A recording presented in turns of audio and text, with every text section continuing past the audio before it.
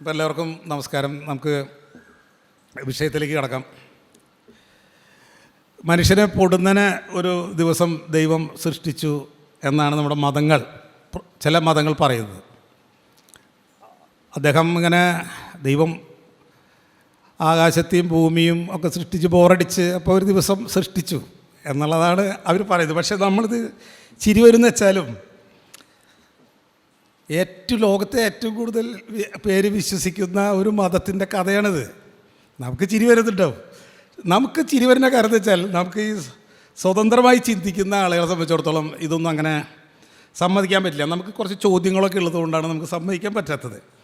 എന്തെങ്കിലുമൊക്കെ ശൂന്യതയിൽ നിന്നുണ്ടായി എന്ന് നമുക്കൊരിക്കലും അങ്ങനെ നമ്മൾ അറിയുന്നില്ല. കാരണം നമ്മളങ്ങനെ കാണുന്നില്ല.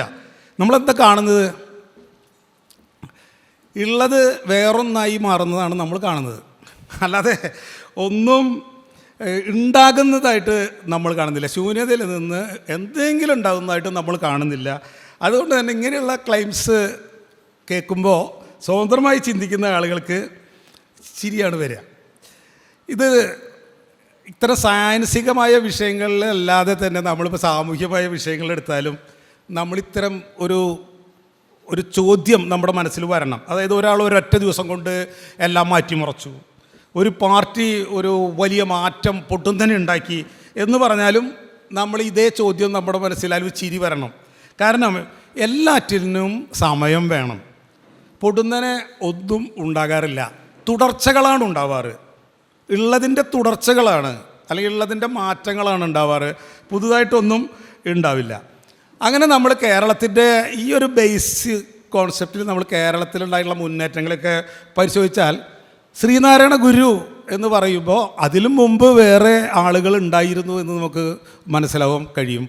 അത് അദ്ദേഹം മറ്റൊന്നിൻ്റെ തുടർച്ചയായിരുന്നു നമുക്കറിയാൻ പറ്റും. സ്വാമി വിവേകാനന്ദൻ എന്ന് കേൾക്കുമ്പോഴും നമ്മളങ്ങനെ തന്നെ കരുതണം. കാരണം അതും തുടർച്ചയാണ്. അതിന് മുമ്പും വേറെ വിവേകാനന്ദന്മാർ ഉണ്ടായിരുന്നു എന്ന് നമ്മൾ മനസ്സിലാക്കണം. അങ്ങനെ നമ്മൾ മുന്നേറ്റങ്ങൾ എന്ന് പറയുന്ന തരത്തിലുള്ള എല്ലാ വിഷയങ്ങളെയും നമുക്ക് ഇതുപോലെ തുടർച്ചകളായിട്ട് കാണാൻ പറ്റും. അങ്ങനെയാണ് ഞാൻ ഈ 1970കളിൽ ഇവിടെ നടന്ന ഭൂപരിഷ്കരണത്തെപ്പറ്റി ഞാൻ ഈ രീതിയിൽ തന്നെയാണ് അതിനെയും നോക്കി കണ്ടിട്ടുള്ളത് എന്ന് പറയുന്നത്. കേരളത്തിലെ ഭൂമി എന്ന് പറയുന്നത് പരശുരാമൻ മഴു എറിഞ്ഞ് ഉണ്ടാക്കിയ കരയാണ്. അത് നമുക്ക് എല്ലാവർക്കും അറിയുന്ന കാര്യമാണ്. എന്നിട്ട് പുള്ളി അത് എല്ലാ ബ്രാഹ്മണർക്കും കൊടുത്തു. പക്ഷെ നമുക്ക് ഈ കഥ ഇപ്പോൾ ആരും വിശ്വസിക്കുന്നവരുണ്ടാവില്ല എന്നാണ് ഞാൻ കരുതുന്നത്. കാരണം കേരളത്തിലേക്ക് ബ്രാഹ്മണർ വരുന്നതിന് മുമ്പ് തന്നെ കേരളം ഇവിടെ ഉണ്ടായിരുന്നു. അവർ വന്നിട്ട് ഉണ്ടാക്കേണ്ട യാതൊരു ആവശ്യമില്ല എന്ന് നമുക്കറിയാം. അപ്പോൾ അതായത് ഉണ്ടായിരുന്ന കേരളത്തിലേക്കാണ് ബ്രാഹ്മണർ വന്നത്. ബ്രാഹ്മണർ വന്നിട്ട് ഉണ്ടാക്കിയിട്ടില്ല എന്ന് നമ്മൾ മനസ്സിലാക്കണം. ബ്രാഹ്മണർ ഇവിടെ വന്നപ്പോൾ ഇവിടുത്തെ ചെറിയ ചെറിയ നാടുവാഴികൾ അല്ലെങ്കിൽ നാട് നോക്കുന്ന ഗുണ്ടകൾ അവർ ഇവരെ കൈനീട്ടി സ്വീകരിച്ചു എന്ന് നമുക്കറിയാം. നദീതടങ്ങളിലെ ചേറ് നിറഞ്ഞ ഭൂമി അല്ലെങ്കിൽ ചതുപ്പുകൾ അവിടെ അധികം പേരൊന്നും താമസിച്ചിരുന്നില്ലാത്തതുകൊണ്ട് അതൊക്കെ അവർക്ക് ദാനം ചെയ്തു. ഇതും നമുക്കറിയാം.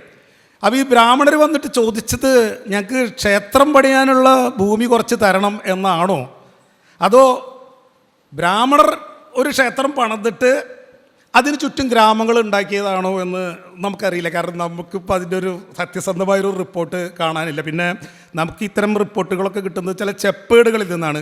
അതിൽ ഇങ്ങനെ കൃത്യമായിട്ട് പറഞ്ഞിട്ടുമില്ല. അപ്പോൾ അതുകൊണ്ട് ഇതിലേതെങ്കിലും ഒന്നാവാം. ഒന്നുകിൽ ബ്രാഹ്മണർ വന്നിട്ട് ബ്രാഹ്മണരെ പറ്റി കേരളത്തിൽ അന്നുണ്ടായിരുന്ന നാടുവാഴികൾക്കൊക്കെ എന്തോ ഭയങ്കര ദൈവവുമായി ഇടപാടുള്ള ചില സംഭവങ്ങളാണെന്ന് അന്നേ അറിയാമായിരിക്കാം.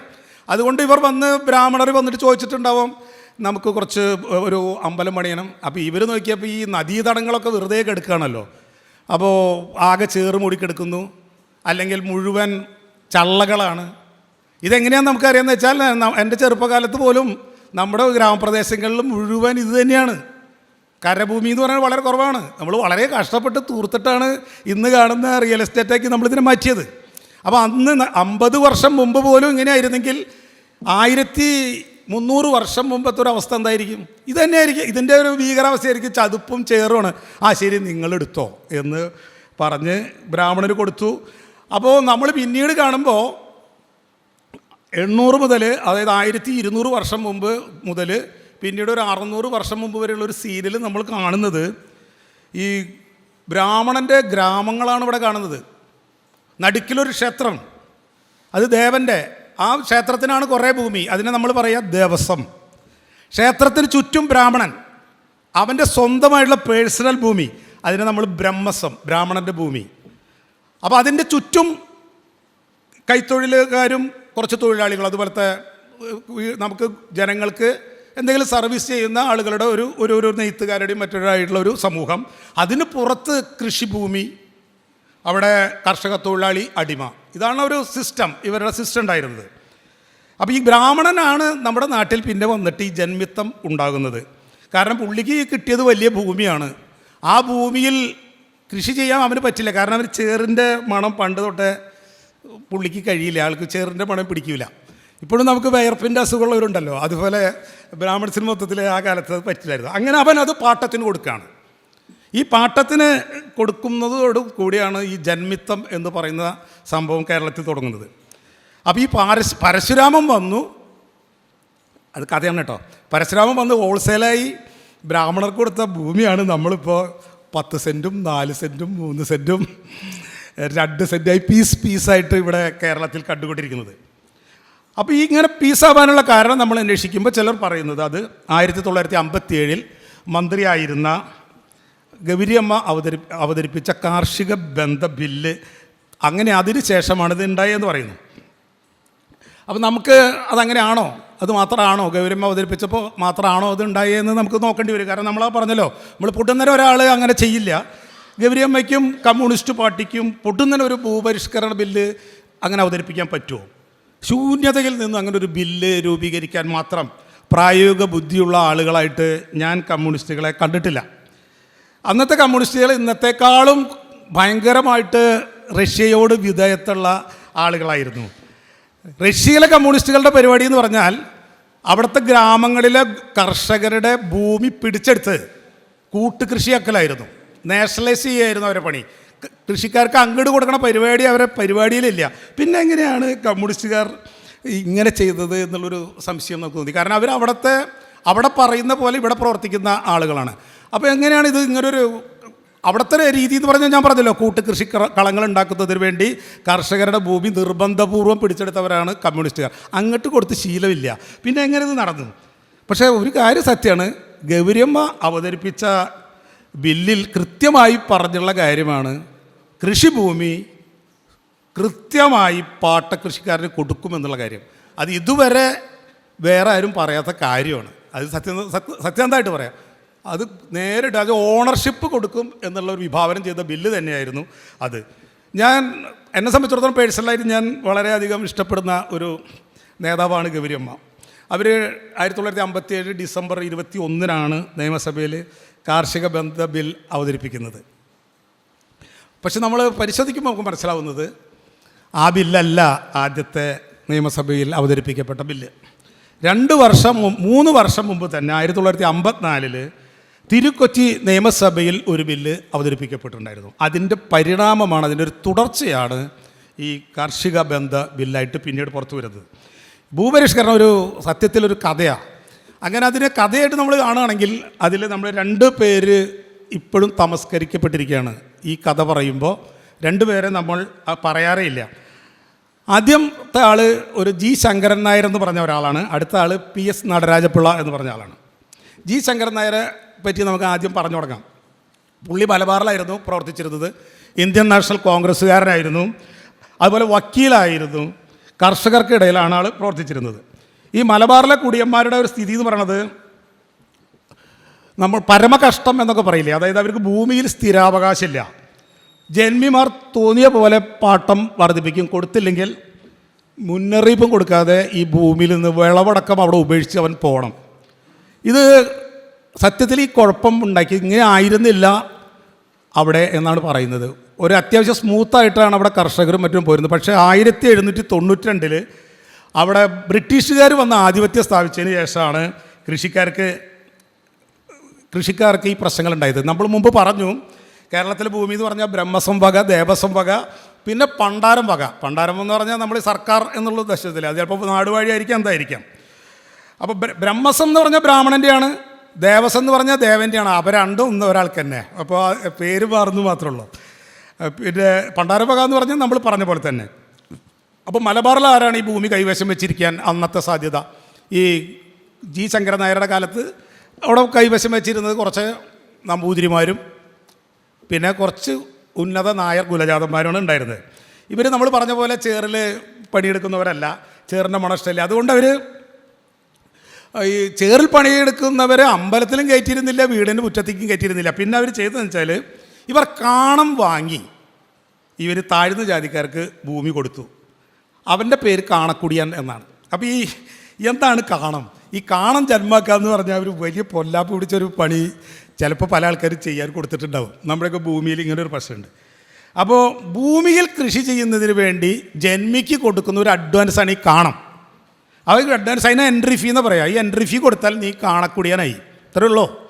അപ്പോൾ ഈ കാണം മാത്രമേ അഡ്വാൻസ് ഒരു തവണയെ കൊടുക്കണ്ടോ, പക്ഷെ കൊല്ലം തോറും വേറെ ഒന്ന് കൊടുക്കണം. അത് വിളവിൻ്റെ പകുതിയായിരിക്കാം. അതിനെ പറയാം പാട്ടം എന്നാണ്.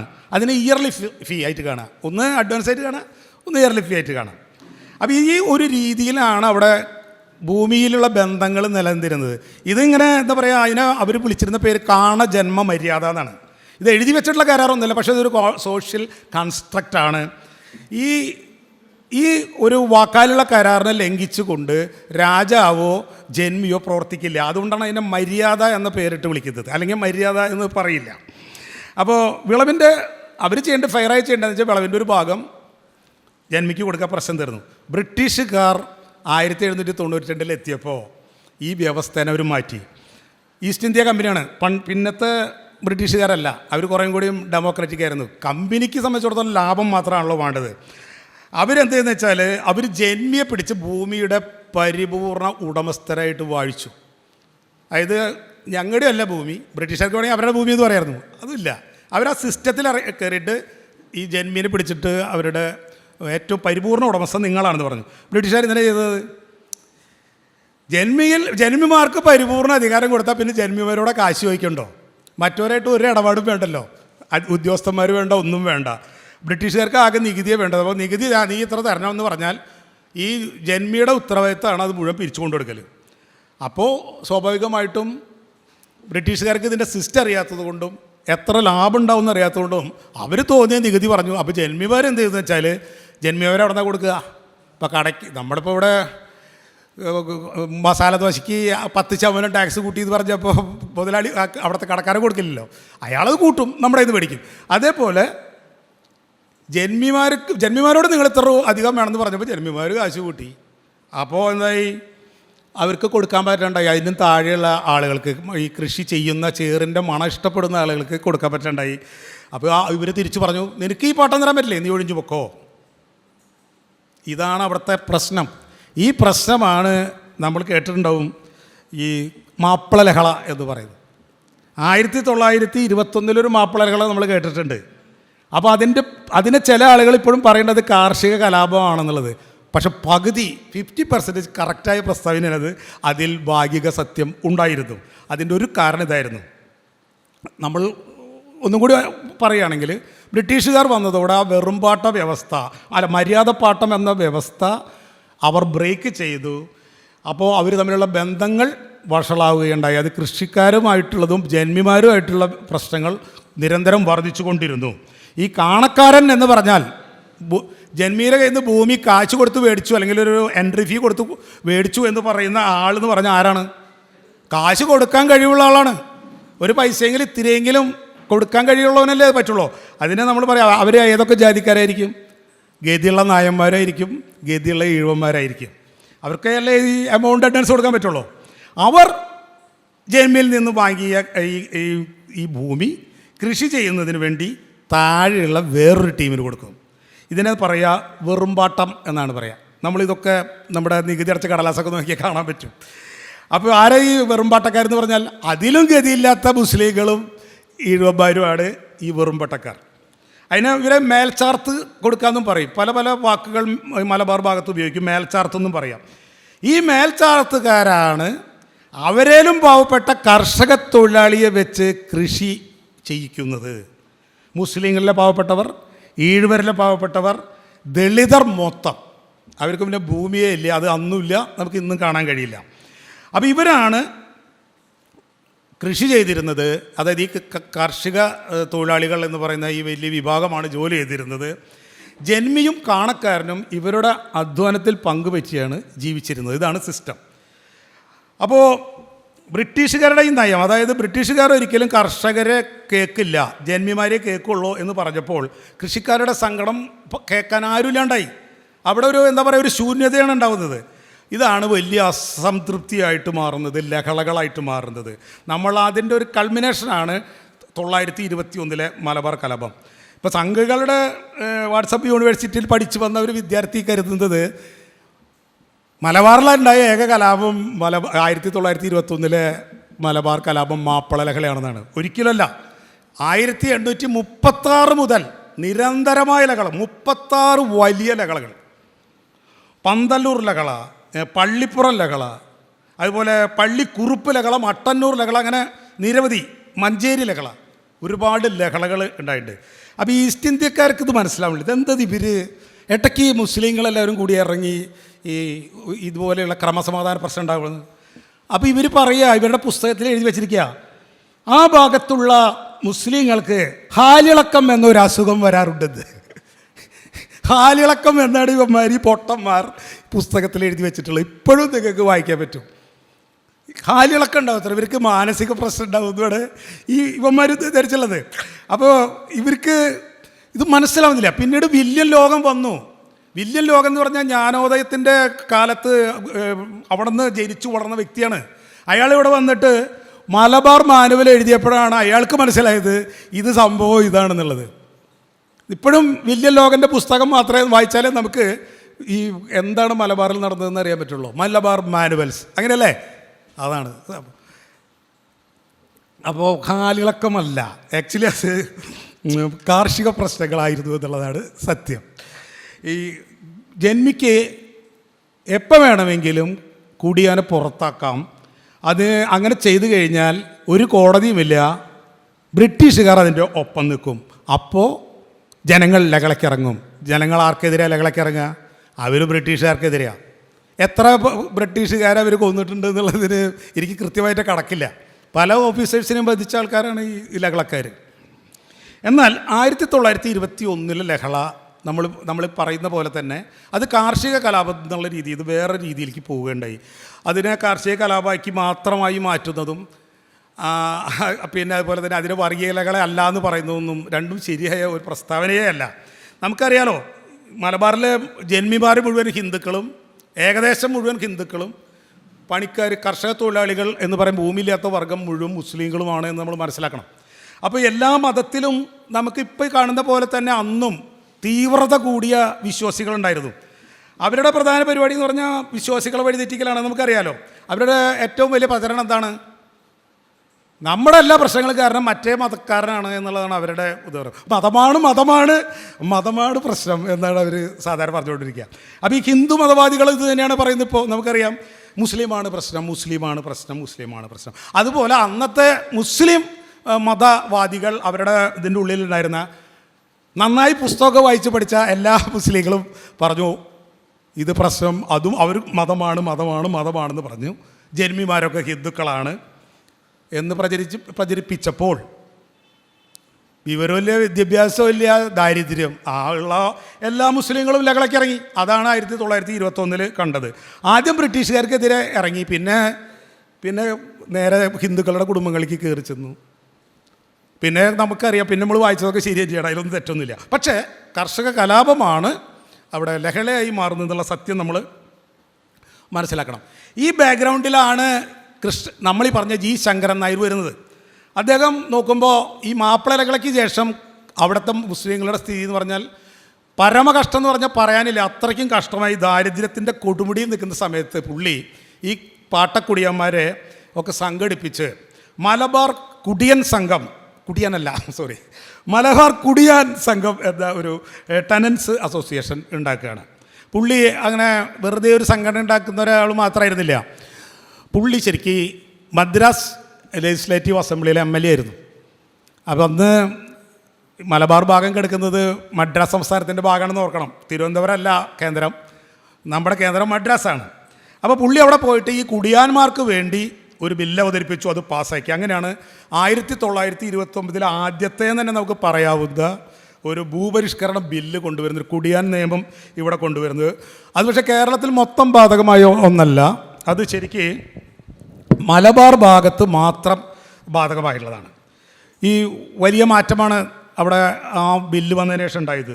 ഭൂമിയിൽ ഈ കാണക്കുടിയന്മാർ എന്ന് പറയുന്ന വിഭാഗത്തിന് സ്ഥിരാവകാശം ലഭിച്ചു. അവർ കൃഷി ചെയ്യുന്നിടത്തോളം കാലം അവർക്ക് ആ ഭൂമി ഉപയോഗിക്കാം. അതിൻ്റെ ഏറ്റവും ഗുണകരമായ ഫലം എന്ന് പറയുന്നത് നിങ്ങൾക്ക് എപ്പോൾ വേണമെങ്കിലും അവരെ പിടിച്ച് പുറത്താക്കാൻ പറ്റില്ല എന്നുള്ളൊരു സംഭവം വന്നു. അങ്ങനെ അതൊരു വലിയ ഒരു ഭൂപരിഷ്കരണമായിട്ട് ഇവിടെ മാറി. നമ്മൾ കരുതുന്ന പോലെ, അല്ലെങ്കിൽ നമുക്ക് ഊഹിക്കാൻ കഴിയുന്ന പോലെ ഏറ്റവും ഗുണം കിട്ടിയത് ഈ മേൽച്ചാർത്തുകാർക്കാണ്. കാണക്കുടിയാന്മാർ എന്ന് പറയുന്നത് നമ്മൾ ജന്മിയിൽ നിന്ന് അഡ്വാൻസ് കൊടുത്ത് പഠിക്കുന്നവരാണെങ്കിൽ അവരുടെ താഴെ നിൽക്കുന്നവരാണ് മേൽച്ചാർത്തുകാർ അല്ലെങ്കിൽ വെറുംപാട്ടക്കാർ എന്നൊക്കെ നമ്മൾ പറയുന്നത്. അപ്പോൾ ഈ കാണക്കുടിയന്മാർ ജന്മിയുടെ അടിമ പോലെ ഓംബ്ര എന്ന് പറഞ്ഞ് നിൽക്കണം. ഈ കാണക്കുടിയാൻ്റെ കീഴിൽ സാധാ കുടിയാൻ ഓംബ്ര എന്ന് പറഞ്ഞ് നിൽക്കണം. അതിൽ നിന്ന് ഒരു വലിയ മാറ്റമാണ് ഈ സംഭവം ഉണ്ടായത്. ഇതിൻ്റെ ഒരു ഫീലിംഗ് നമ്മൾ മനസ്സിലാക്കണമെങ്കിൽ, ഇതെങ്ങനെയാണ് ഇതിൻ്റെ ഒരു അടിമത്തം പ്രവർത്തിച്ചിരുന്നതെന്ന് നമ്മൾ മനസ്സിലാക്കണമെങ്കിൽ, ചിന്താ ജെറോം എഴുതിയ വാഴക്കുല എന്ന ഒരു കവിതയുണ്ട്, നിങ്ങൾ കേട്ടിട്ടുണ്ടാവും. അതിൽ കഥ ഒന്നുമില്ല. നിങ്ങളുടെ മക്കൾ ഒരു വാഴ കൊലക്കിനും കാത്തിരിക്കുന്നു. അതിങ്ങനെ കൊലച്ചാൽ പഴമാകുമ്പോൾ തിന്നാലോ എന്ന് കരുതിങ്ങനെ ഇരിക്കുമ്പോൾ ഒരു ജന്മി വന്ന് പുലയനോട് പറയാണ്, നീ അത് വെട്ടിയിട്ട് എൻ്റെ വീട്ടിൽ കൊണ്ടുവരാമെന്ന്. അപ്പോൾ പുലയന് വെട്ടാണ്ടിരിക്കാൻ പറ്റില്ല. പുലയൻ പറയാണ്, കരയാതെ മക്കളെ കൽപ്പിച്ചു തമ്പുരാൻ, ഒരു വാഴ പിന്നെ ഞാൻ വെക്കാം, ഇത് ഞാൻ കൊണ്ടുപോട്ടെ എന്ന് പറയുന്ന ഒരു കവിത ഉണ്ടല്ലോ. ഇത് എഴുതിയിട്ടാണ് നമ്മുടെ ചിന്തയ്ക്ക് ഡോക്ടറേറ്റ് കിട്ടിയത്. നിങ്ങളെല്ലാവരും അറിഞ്ഞിരിക്കുന്നത് കരുതുന്നു. ഇതായിരുന്നു മലബാറിലെ സ്ഥിതിയെങ്കിൽ തിരുക്കൊച്ചിയിൽ ഇതിനേക്കാളും കടുപ്പത്തിൽ ജന്മിത്വം മുന്നോട്ട് പോവുകയായിരുന്നു. അവിടെ ഹിന്ദുരാഷ്ട്രം ആയിരുന്നു എന്ന് നമുക്കറിയാലോ. അപ്പോൾ അവിടെ ഭരിച്ചിരുന്നത് ഹിന്ദു ധർമ്മങ്ങൾക്ക് അനുസരിച്ചായിരുന്നു. അപ്പോൾ ഇതിനൊരു മാറ്റം ഉണ്ടാക്കണമെന്ന് ചിന്തിച്ച വ്യക്തി ജീവിച്ചിരുന്ന 1900 കാലത്തായിരുന്നു. അദ്ദേഹത്തിൻ്റെ പേരാണ് PS നടരാജപിള്ള. അദ്ദേഹം പ്രജാ സോഷ്യലിസ്റ്റ് പാർട്ടിക്കാരനായിരുന്നു. PSP, Praja socialist party. അന്ന് ഒരു കാലത്ത് കോൺഗ്രസിനേക്കാൾ വലിയ പാർട്ടിയായിരുന്നു പ്രജാ സോഷ്യലിസ്റ്റ് പാർട്ടി. വിമോചന സമരം കഴിഞ്ഞ് വന്ന ഗവൺമെൻറ് കോൺഗ്രസ് ഗവൺമെൻറ് ആയിരുന്നില്ല. പട്ടം താണുപിള്ളയുടെ പ്രജാ സോഷ്യലിസ്റ്റ് പാർട്ടിയാണ് അവിടെ ഭരിച്ചത്. അത് അത്രയ്ക്കും വലുപ്പമുള്ള പാർട്ടിയായിരുന്നു. ആ പാർട്ടിയുടെ നേതാവായിരുന്നു പട്ടം താണുപിള്ളയുടെ ഒപ്പം സെക്കൻഡ് പേഴ്സൺ ആയിരുന്നു ഈ PS നടരാജപിള്ള. പുള്ളിയുടെ പ്രൊഫൈൽ നമ്മൾ കേട്ടാൽ ഞെട്ടും. 8 കൊല്ലം മുമ്പ് നമ്മുടെ പിണറായി വിജയൻ ഒന്ന് ഞെട്ടി. അത് നിങ്ങൾ ശ്രദ്ധിച്ചിട്ടുണ്ടോ എന്നറിയില്ല. ഒരു ഭയങ്കര സമരം SFIക്കാർ പിള്ളേർ നടത്തിയിരുന്നു, കോൺഗ്രസ്സുകാർ KSUക്കാർ നടത്തിയിരുന്നു. ഈ ലോ കോളേജ് അക്കാദമിയിൽ ഒരു ലക്ഷ്മി എന്ന് പറഞ്ഞിട്ടുള്ള ഒരു ലക്ഷ്മി നായർ എന്ന് പറയുന്ന ഒരു സ്ത്രീ ലോ കോളേജ് നടത്തുന്നുണ്ട്. അവിടെ ഭയങ്കര അഴിമതിയായിട്ട് എല്ലാ വിദ്യാർത്ഥി സംഘടനകളും പോയി സമരം ഉണ്ടാക്കി. അതായത് അവരുടെ പ്രധാന പരിപാടികൾ എന്ന് പറഞ്ഞാൽ ഈ രാഷ്ട്രീയക്കാരെ പഠിപ്പിക്കലാണ്. നമ്മുടെ ഇവിടെ ഇപ്പോൾ അഡ്വക്കേറ്റ് എന്ന് കണ്ടിട്ട് നിങ്ങൾ ഏതെങ്കിലും ഒരു രാഷ്ട്രീയ നേതാവിൻ്റെ പേരിൽ അഡ്വക്കേറ്റ് ഇത് കണ്ടാൽ അവിടെ പഠിച്ച ആളായിരിക്കും. പൂവൊന്നും വേണ്ട, സൗജന്യ മാർക്ക് ദാനം. ചില വിദ്യാർത്ഥികളെ അവർ എന്ത് ചെയ്തെന്ന് വെച്ചാൽ അവരുദ്ദേശിച്ച കാശ് കിട്ടിയില്ലെങ്കിൽ പരീക്ഷ എഴുതാൻ സംഭവിക്കില്ല. പിന്നെ ഭൂമി കൈയേറ്റം, അവർക്ക് പാട്ടത്തിന് കൊടുത്ത ഭൂമിയാണ്, അത് അവരിഷ്ടം പോലെ ആവശ്യത്തിന് ഉപയോഗിച്ചുകൊണ്ടിരുന്നു. ഇതാണ് ഈ KSUക്കാരൊക്കെ SFIക്കാരൊക്കെ സംയുക്തമായി ഇവർക്കെതിരെ വന്നു.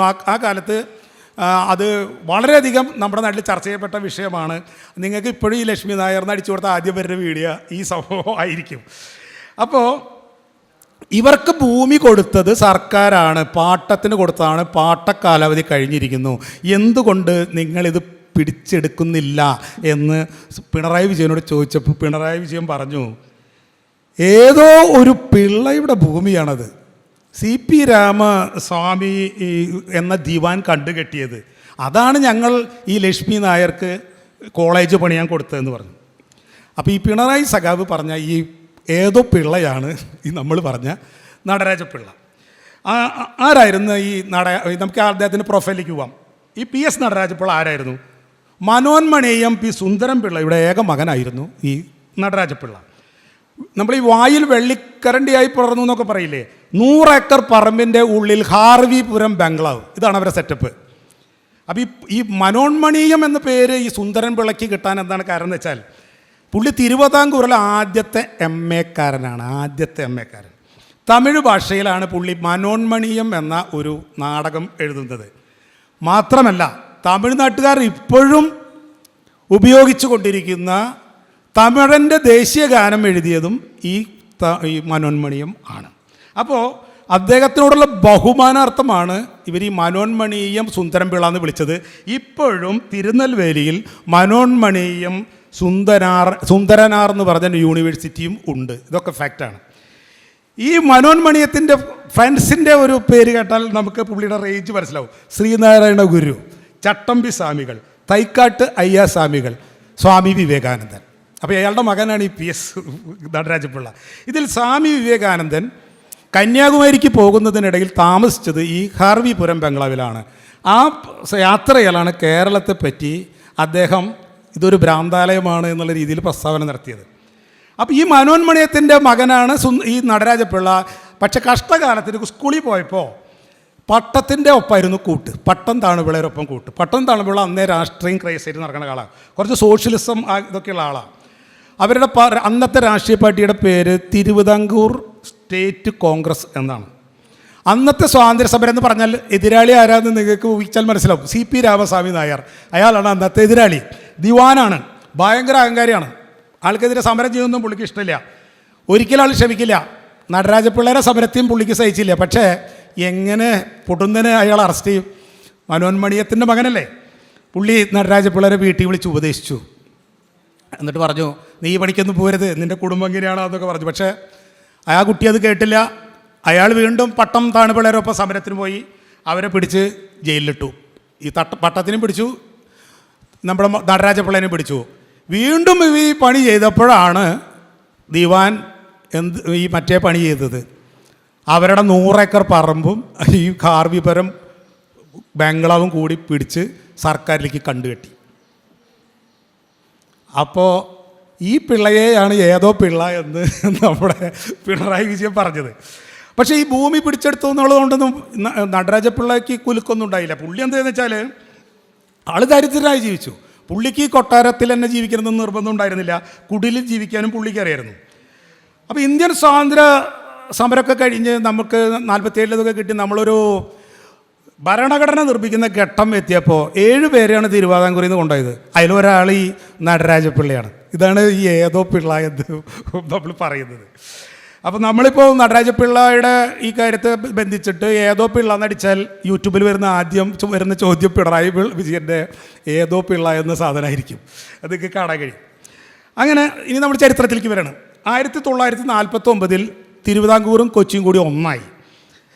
1954 ഇലക്ഷനിലാണ് ഈ പ്രജാ സോഷ്യലിസ്റ്റ് പാർട്ടിക്ക് ഭൂരിപക്ഷം കിട്ടുന്നത്. അങ്ങനെ പട്ടം താണുപിള്ള ആദ്യം മുഖ്യമന്ത്രിയാവുന്നത് തിരുക്കൊച്ചിയുടേതാണ്. അപ്പോൾ എന്തെന്ന് വെച്ചാൽ നമ്മുടെ PS നടരാജപിള്ളയെ പിടിച്ചിട്ട് ധനകാര്യമന്ത്രിയാക്കി. നമ്മൾ ഈ പറഞ്ഞ ഏതോ പിള്ളയെ പിടിച്ച് ധനകാര്യമന്ത്രിയാണ് കേട്ടോ പറയുന്നത്. കമ്മ്യൂണിസ്റ്റുകളെന്ന് പ്രതിപക്ഷത്താണ്. ഈ PSPക്ക് പിന്തുണ കൊടുക്കുന്ന പാർട്ടിയാണ് കോൺഗ്രസ്. ഈ നടരാജപിള്ള ധനമന്ത്രിയാന്ന് പറഞ്ഞിട്ട് കാര്യമില്ല. പുള്ളി അപ്പോഴും താമസിച്ചിരുന്നത് 17 സെൻറ്റുള്ള ഒരു ചെറ്റപ്പുരയിലായിരുന്നു. അപ്പോൾ ഇദ്ദേഹത്തിൻ്റെ ഔദ്യോഗിക വസതി കുഴപ്പമില്ല. പക്ഷെ അവിടെ ആൾ കുടുംബത്തെ കൊണ്ടുപോയില്ല. അത് ഒഫീഷ്യൽ ഹൗസാണ്, കയറ്റാൻ പറ്റില്ല എന്ന് പറയാം. അദ്ദേഹം താമസിച്ചിരുന്നത് അപ്പോഴും ഫുൾ ടൈം ആൾ താമസിച്ചിരുന്നത് ഈ ചെറ്റപ്പുരയിലാണ്. ശരിക്കും പറഞ്ഞാൽ ഒരു ചെറ്റത്തരമായിരുന്നു അദ്ദേഹം ചെയ്തിരുന്നത് എന്നർത്ഥം. മുഖ്യമന്ത്രി പട്ടം എന്നാ അയാളോട് പറഞ്ഞു, ഇപ്പോൾ ഗവൺമെൻറ് നമ്മുടെയാണ്, നിങ്ങളുടെ പിടിച്ച ഭൂമി മുഴുവൻ നിങ്ങൾക്ക് തിരിച്ചു തരാൻ ഗവൺമെൻറ് തയ്യാറാണ്, ഇത് എടുത്തോളാൻ പറഞ്ഞപ്പോൾ പുള്ളി പറഞ്ഞു, ഞാനിപ്പോൾ ഇതിപ്പോൾ ഇങ്ങനെ ശീലിച്ചു, എൻ്റെ ജീവിതം ഇപ്പോൾ ഇങ്ങനെയായി, എനിക്ക് പിന്നെ ഇവിടെയും കിടന്നാൽ മതി, നിങ്ങളത് ആർക്കെങ്കിലും പാവങ്ങൾക്ക് കൊടുത്തോളാൻ പറഞ്ഞു. അങ്ങനെ പുള്ളിയുടെ ജീവിതകാലത്ത് പുള്ളി അത് മേടിച്ചില്ല. അങ്ങനെയാണ് ഈ ഭൂമി ഇപ്പോഴും സർക്കാരിൻ്റെ കയ്യിൽ വന്നതിന് ശേഷം സർക്കാർ എടുത്ത് ഈ ലക്ഷ്മി നായർക്ക്, അയാളുടെ അച്ഛൻ കോലിയക്കോട് കൃഷ്ണൻ നായരാണെന്ന് എനിക്ക് തോന്നുന്നു, അദ്ദേഹത്തിന് ഈ കോളേജ് നടത്താൻ കൊടുക്കുകയുണ്ടായിട്ടുള്ളത്. അപ്പോൾ നടരാജപിള്ളയെ സംബന്ധിച്ചിടത്തോളം അദ്ദേഹം ഈ പറഞ്ഞ പോലെ കഷ്ടപ്പെടുന്ന മനുഷ്യരെ കൂടുതൽ ശ്രദ്ധിക്കുന്ന ആളായിരുന്നു. അപ്പോൾ പുള്ളി നോക്കുമ്പോൾ മനസ്സിലാവുന്നത് അവിടുത്തെ ഈ പറഞ്ഞ ജന്മിത്വത്തിൻ്റെ ഭീകരത തന്നെയാണ്. ജന്മിയുടെ അടിമയാണ് മറ്റുള്ളവർ എന്ന് മനസ്സിലാക്കിയ പുള്ളി അന്ന് തന്നെ ചെറുപ്പത്തിൽ തന്നെ പുള്ളി നിശ്ചയിച്ചിരുന്നു എന്നാണ് പറയുന്നത്. എനിക്കൊരു അധികാരം കിട്ടുന്ന സമയത്ത് ഞാൻ ഈ സിസ്റ്റത്തെ തകർക്കാൻ ശ്രമിക്കുമെന്ന് അദ്ദേഹം ചെറുപ്പത്തിലെ ദൃഢനിശ്ചയം ചെയ്യുന്നതായിരുന്നു. അപ്പോൾ അങ്ങനെ ഒരുപാട് പേര് അക്കാലത്ത് അങ്ങനെ ചിന്തിക്കുന്ന ആളുകളുണ്ടായിരുന്നു. കാരണം നിങ്ങളുടെ കൺമുന്നിൽ കാണുന്ന ഒരു യാഥാർത്ഥ്യമാണ്. അപ്പോൾ അതിനെതിരെ പ്രതികരിക്കാൻ നിങ്ങൾ വിചാരിക്കുക അങ്ങനെയാണല്ലോ, എനിക്കൊരു പൊസിഷൻ കിട്ടുമ്പോൾ ഞാനത് മാറ്റേണ്ടാവുന്നു. അത് അയാൾ മാത്രമല്ല, സഹോദരൻ അയ്യപ്പൻ അങ്ങനെ ചിന്തിച്ചിരുന്നു. അവിടെ 1940കളുടെ അവസാനം ഒരു SNDPയുടെ ഒരു വലിയ കൺവെൻഷൻ കേരളം മുഴുവൻ വിളിച്ചു കൂട്ടുമ്പോൾ അതിൽ ഈ ഒരു ഭൂപരിഷ്കരണ ബില്ല് അതിൽ ഒരുമിച്ച് അവതരിപ്പിച്ചിട്ടുണ്ട്. ഈഴവരുടെ ഭാഗത്തു നിന്നുള്ള ഒരു എന്താ പറയുക, ഒരു അവരുടെ ഒരു നിർദ്ദേശങ്ങളടങ്ങിയ ഒരു സാധനം വന്നിട്ടുണ്ട്. അപ്പോൾ നടരാജപിള്ള ഈ സംഭവങ്ങളൊക്കെ വിശദമായി പഠിച്ചതിന് ശേഷം ഈ ഭൂപ്രശ്നങ്ങൾക്ക് പരിഹാരം ഉണ്ടാക്കുന്നതിന് വേണ്ടി ഒരു ബില്ല് കൊണ്ടുവരാമെന്ന് വിചാരിച്ചു. അങ്ങനെയാണ് ഈ 1954 ഓഗസ്റ്റ് 7 അദ്ദേഹം നിയമസഭയിൽ 6 ബില്ലുകൾ ഇതിനു വേണ്ടിയിട്ട് അവതരിപ്പിക്കുന്നത്. 6 ബില്ലുകളുടെ ഒരു കൂട്ടമായിരുന്നു. അതിൽ നമ്മൾ ഈ ബില്ലുകൾ എന്നൊക്കെ പറയുമ്പോൾ നമ്മൾ ചില വാക്കുകൾ ഈ തെക്കൻ ഭാഗത്ത് നമ്മൾ ഉപയോഗിക്കുന്നുണ്ട്. അത് നമ്മൾ പറയാം. ഒന്ന് കുടിയാൻ എന്ന് പറഞ്ഞാൽ ഭൂമി പാട്ടത്തിനടുത്ത് കൃഷി ചെയ്യുന്ന ആളാണ്. നമ്മൾ പറഞ്ഞു അതിൽ കാണക്കുടിയാൻ എന്നൊക്കെ അവിടെ പറയുന്ന ആൾക്കാരുണ്ടെന്ന്. ഈ കുടിയാന്മാരിൽ തന്നെ വിവിധ വിഭാഗങ്ങളുണ്ട്. അതായത് നമ്മൾ പറഞ്ഞ കാണക്കാരുണ്ട്, ഓടച്ചാർത്തുകാരുണ്ട്. അതായത് ഈ പരമ്പരാഗതമായി കൃഷി ചെയ്ത് കൃഷിഭൂമി കൈവശം വെച്ചു എന്നുള്ള അധികാരം മാത്രമേ അവർക്കുള്ളൂ. അതുപോലെ ഡീംഡ് കുടിയന്മാരുണ്ട്. ഈ ഡീംഡ് കുടിയാന്മാരെന്ന് പറഞ്ഞാൽ അവർ കുടിയാനാണെന്ന് അവർ വിശ്വസിക്കുന്നു. ഡീംഡ് യൂണിവേഴ്സിറ്റി പോലെ തന്നെ ഉള്ള. അപ്പോൾ അതൊക്കെയാണ് അവിടുത്തെ ഈ കുടിയാൻ എന്ന് പറഞ്ഞ വാക്കുകൾ നമ്മൾ ഡെവലപ്പ് ചെയ്യുമ്പോൾ മനസ്സിലാവുന്നത്. പിന്നെ കാണം കൊടുത്ത കുടിയാന് കുറച്ച് അന്തസ്സുണ്ട്. കാരണം വെച്ചാൽ അയാൾ അഡ്വാൻസ് കാശ് കൊടുത്തിട്ടുണ്ടല്ലോ. അയാൾക്ക് 12 വർഷത്തെ കാലാവധിയാണ്. അയാൾ ഒഴിപ്പിക്കാൻ എളുപ്പമല്ല. പിന്നെയുള്ളത് ഈ കുടികിടപ്പുകാരൻ എന്ന് പറയും. അത് സ്വന്തമായി വീടോ അതുപോലെ തന്നെ വീട് വെക്കാൻ സ്ഥലവും ഇല്ലാത്ത ആളെയാണ് കുടികിടപ്പുകാരൻ എന്ന് പറയാം. പിന്നെ മറ്റൊന്നാണ് വെറും പാട്ടം. വർഷം തോറും ഭൂമി പാട്ടത്തിനെടുക്കുക. ഒരു വർഷമേ അദ്ദേഹത്തിന് കാലാവധിയുള്ളൂ. പാട്ടക്കാരന് 12 വർഷമാണെങ്കിൽ ഈ വെറും പാട്ടക്കാരന് 1 വർഷമേ ഉള്ളൂ. ഇനി ഇതല്ലാണ്ട് കീഴ്പ്പാട്ടക്കാരെന്ന് പറഞ്ഞൊരു വിഭാഗമുണ്ട്. അത് ഈ പാട്ടക്കാരിൽ നിന്നും പാട്ടത്തിനെടുത്ത് കൃഷി ചെയ്യുന്നവരാണ്. അപ്പോൾ കീഴ്പ്പാട്ടക്കാരൻ പടിയുന്നു, അത് മേൽപ്പാട്ടക്കാരന് കൊടുക്കുന്നു. മേൽപ്പാട്ടക്കാരനെടുത്തിട്ട് ജന്മിക്ക് കൊടുക്കുന്നു. പാട്ടക്കാരനും ലാഭം, ജന്മിക്കും ലാഭം. ഇതാണ് ഈ സിസ്റ്റം. ഈ പാട്ടക്കാരൻ നമ്മൾ മുമ്പ് പറഞ്ഞ പോലെ ആൾക്ക് ചേറ് മണം അലർജിയുള്ള കക്ഷിയാണ്. അപ്പോൾ പണിയൊക്കെ ചെയ്യേണ്ടത് ഈ കീഴ്പ്പാട്ടക്കാരനാണ്. നമ്മൾ ശ്രദ്ധിച്ചാൽ മനസ്സിലാവും, കർഷക തൊഴിലാളികൾ എന്ന് പറയുന്ന ഒരു വിഭാഗമാണ് മണ്ണിൽ പണിയെടുത്തുകൊണ്ടിരുന്നത് എന്നുള്ളത്. അവരെ പറ്റിയൊക്കെ കവിതകളൊക്കെ വന്നിട്ടുള്ളത് അവരെ പറ്റിയാണ്. നമുക്കറിയാം, എണ്ണ മിനപ്പാലല്ലോ തടി മിന്നി വിയർപ്പാൽ ആലോലം എന്നൊക്കെ ഇടശ്ശേരി എഴുതി വെച്ചിട്ടുണ്ട്. ഇവരിതൊക്കെ ഉദ്ദേശിക്കുന്നത് ഇവരുടെ ഈ അധ്വാനത്തെ പറ്റി ആണ്. അന്നത്തെ ഒരു സിസ്റ്റം എന്ന് പറഞ്ഞാൽ ഏറ്റവും കൂടുതൽ മനുഷ്യപ്പറ്റുള്ള മനുഷ്യരൊക്കെ വിഷമിപ്പിച്ചിട്ടുള്ളത് ഈ ജന്മിത്തം എന്ന് പറയുന്ന ഒരു സിസ്റ്റം കണ്ടിട്ടാണ്.